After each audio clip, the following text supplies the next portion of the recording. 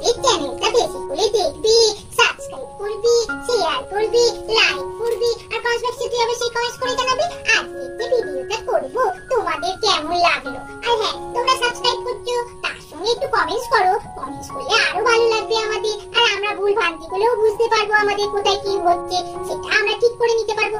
একটু কমেন্টস করেও জানিও তোমাদের ভিডিওগুলো কেমন লাগে। আচ্ছা, এবার ভিডিওটা আমরা শুরু করছি। ও লিক দাদা আজকে কি হবে বলো তো? এই দেখো তোমার বাবা বাইরে কি সুন্দর সব ডালপালা দিয়ে কি সুন্দর একটা জিনিস তৈরি করলো, তারপরে কি কি সব আয়োজন হচ্ছে আমি তো কিছুই বুঝতে পারছি না। এ বাবা, তুই তাও জানিস না?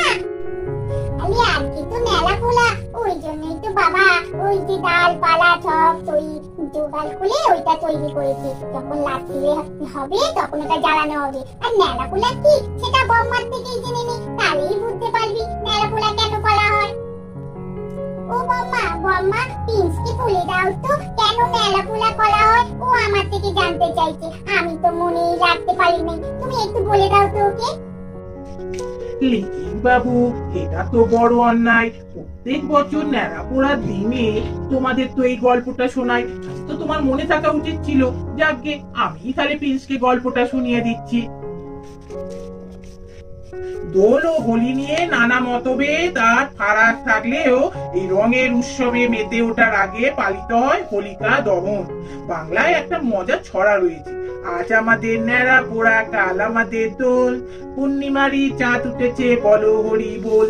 এই রঙের উৎসবে মেতে ওঠার আগে পালিত হয় হোলিকা দহন। এই হোলিকা দহনই হলো বাংলায় ন্যাড়া পোড়া।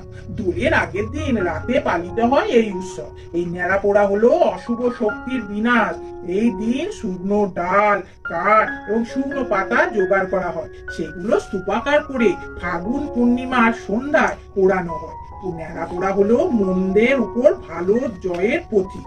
পুরাণে উল্লেখ রয়েছে, ন্যাড়া পোড়ায় কথিত আছে রাক্ষস রাজা হিরণ্যকশিপ তার প্রজাদের পূজা অর্চনা করা বন্ধ করে দেয়। অমরত্ব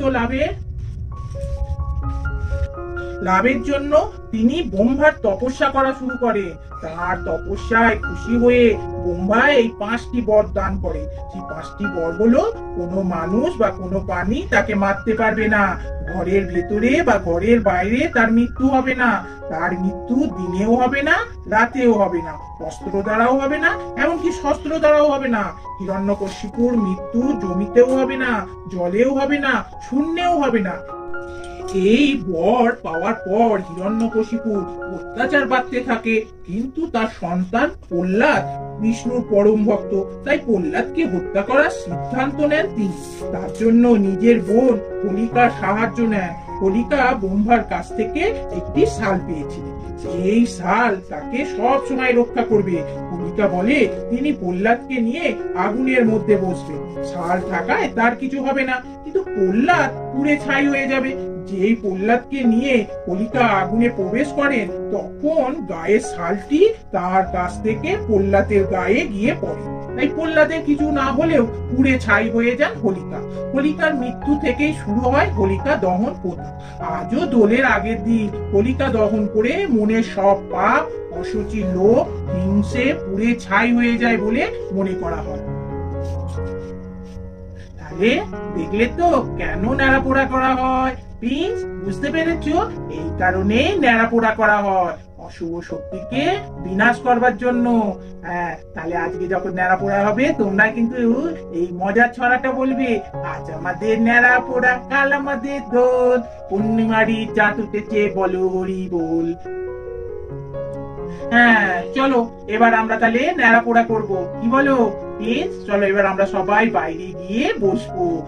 নিশ্চয় যেটুর এতক্ষণ সব কাজ হয়ে গেছে। চলো চলো চলো আমরা চলে যাই। এই লিক দাদা দেখো দেখো এরকম করে সাজিয়ে লিখেছে কেন গো? কি হবে এটা? কি করবে?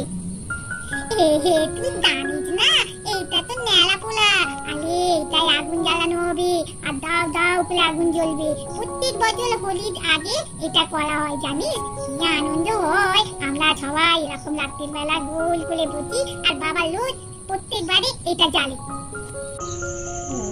বাবা, এই দিনটার জন্য একটু অপেক্ষা করি। জানো ঠাম্মা, কি যে মজা হয় এই ন্যাড়া পোনার দিন। ও ভাবি কবে দোলটা আসবে, আর যা মজা লাগে। আর এই আগুনটা যখন দাও দাও করে জ্বলে তখন আরো আনন্দ লাগে। ডানিট রিন্টি আর গুড্ডি ডানিট, আমার না বেটি রং কিনতে দেয়নি আমার মা। আমার মাটা না তারা দিবনি কিনতে, একটু রং কিনে দিতে বললাম, তাও ঠিক করে রং কিনে দিয়ে একটা রং কিনে দিয়েছি। সেটা কি আর খেলা যায় বল? তোদের সঙ্গে আইতে খেলবো, তোরা তো অনেক রং কিনেছি, ওতেই হয়ে যাবে। হ্যাঁ হ্যাঁ, তাই তো। আর রং কিনবার দরকারই কি ছিল? তুই আমাদের বাড়ি এসেই আমাদের রং নিয়ে খেলতিস নয়?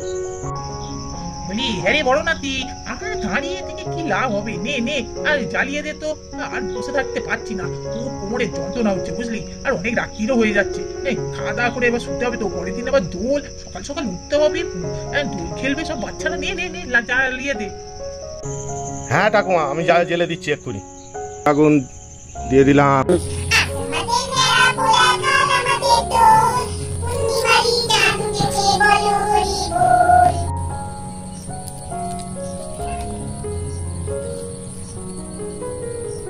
আমাদের ভিডিওটা এখানেই শেষ করছি। টাটা।